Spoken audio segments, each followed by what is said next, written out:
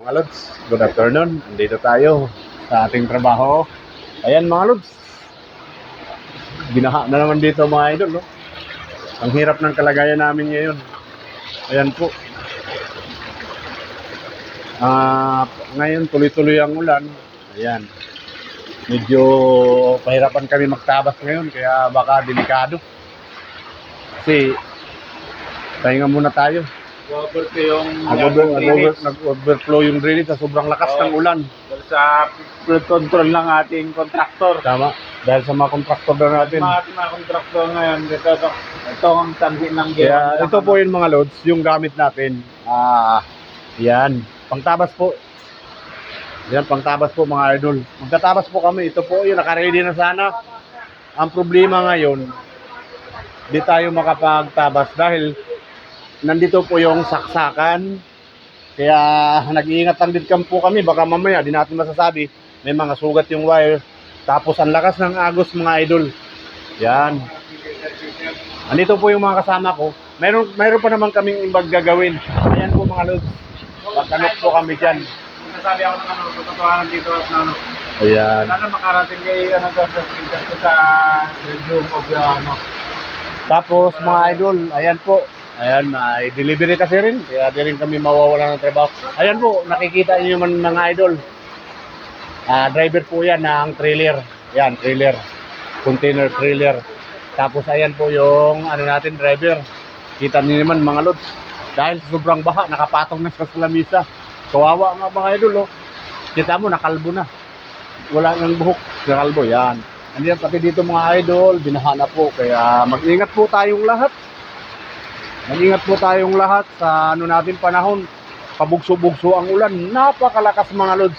Ayan po, umapaw na po sa drainage. Ito po yung mga idol. Yan. Yan po yung kanal. Tapos, umapaw na po. Kaya ang hirap ng kalagayan namin ngayon.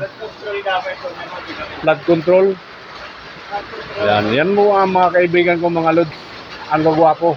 Relax muna. Kasi wala pa naman yung operator. Ayan po. Ayan, kitang-kita niyo naman yung dalawa.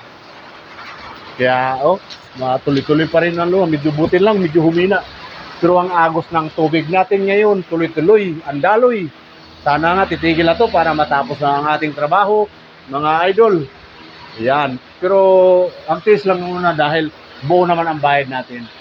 Pero mas maganda rin kasi hanggat binabayaran tayo sa ating kumpanya, kailangan din papalitan natin ng magandang serbisyo at trabaho para po ay matutuwa sila.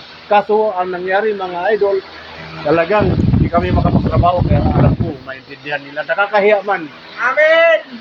Yan ganun nila mga idol, mga kaibigan ko mga Amen! Ayan mga lods, oh.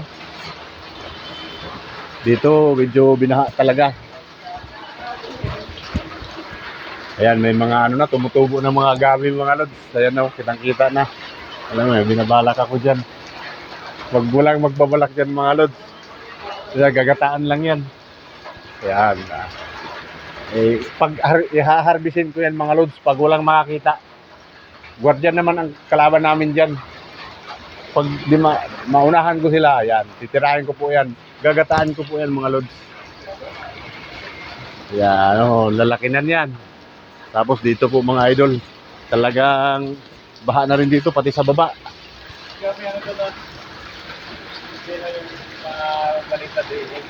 Paglita drainage. Pangit, pangit ang drainage dun eh. Parang ginawang flood control mga idol. Ayan. Yes. Ayan mga lods, di ba? Bumaha na. Ayan ang driver po ng trailer. Kita niyo naman mga lods, sa sobrang baha, nakapatong na kanina sa lamisa. Ayan po, nakapayon, kita niyo, nawala na po ng buhok. So, di ba? Kaibigan po natin yan mga idol. Yan, sige. Hanggang dito lang po.